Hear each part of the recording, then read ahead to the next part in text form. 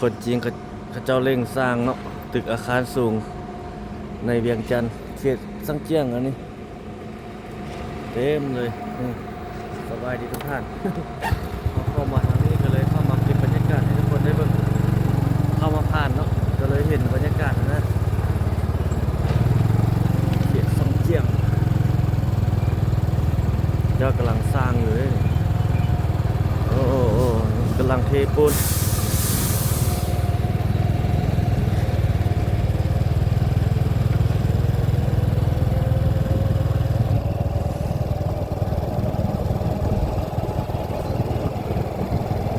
สังเจียงเวียงจันทร์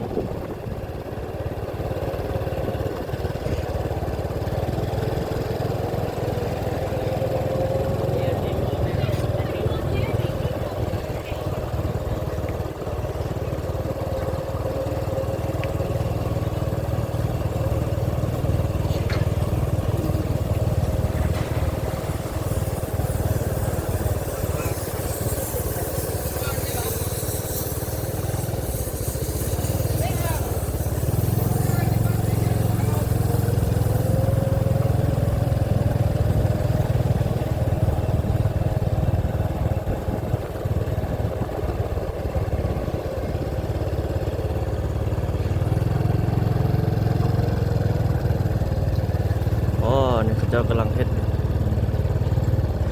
เพิ่มขึ้นใหม่เนาะ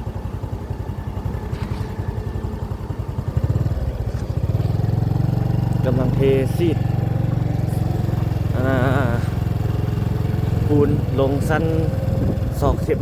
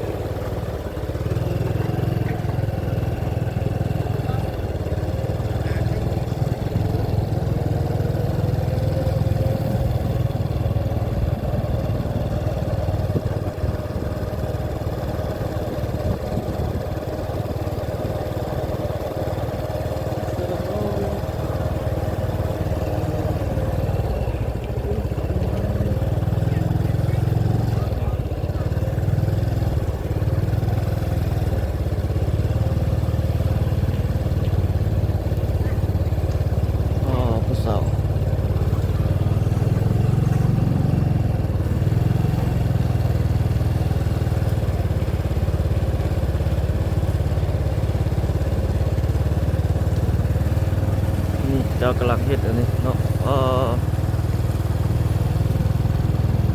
เรื่อยๆทุกคนเนาะอัปเดตล่าสุดมื้อนี้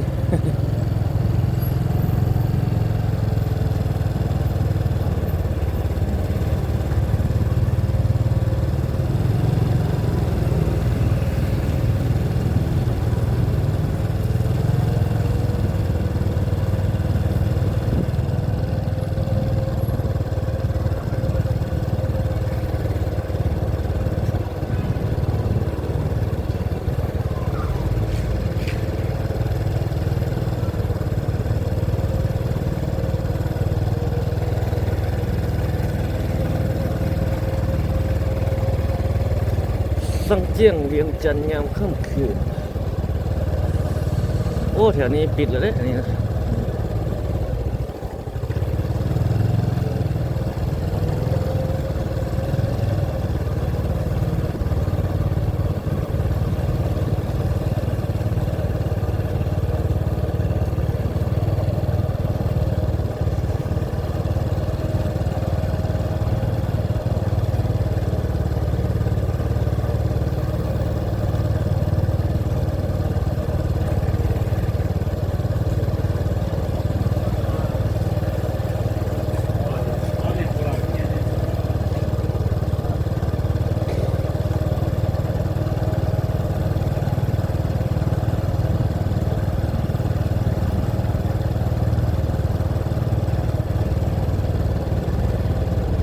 บรรยากาศสดๆทุกคนเบิ่ง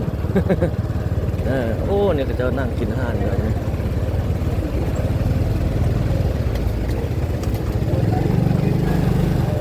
เต็มเลยอาหาร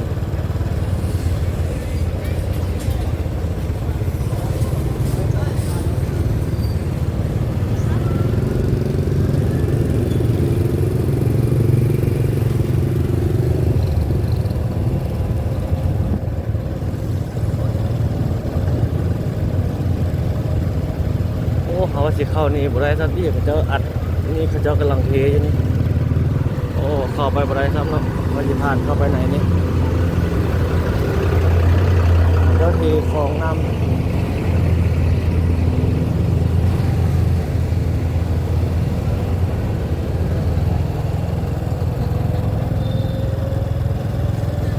พุ่งเจนเทือนในยามกลางคืนมานะมานี่คนก็หลายคนจีนส่วนหลายนะ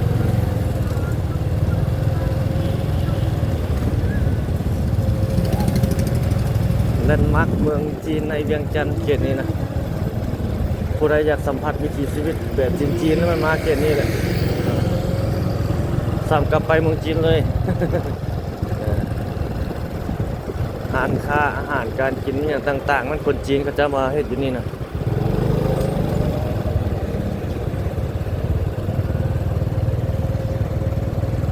กำลังเฮ็ดกำลังสร้างกันหลาย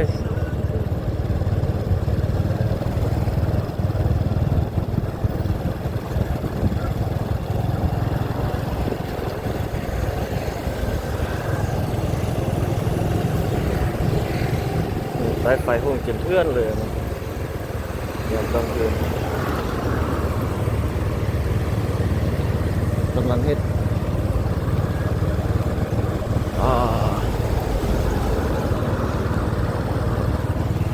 ประมาณนี้เป็นคลิปนี้นะ ขอบใจทุกท่านที่เข้ารับชมเนาะอัปเดตข่าวสบายดีท่านผู้ชม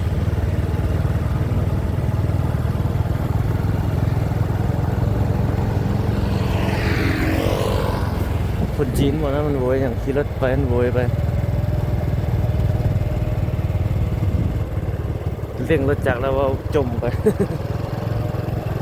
เมาป่ะ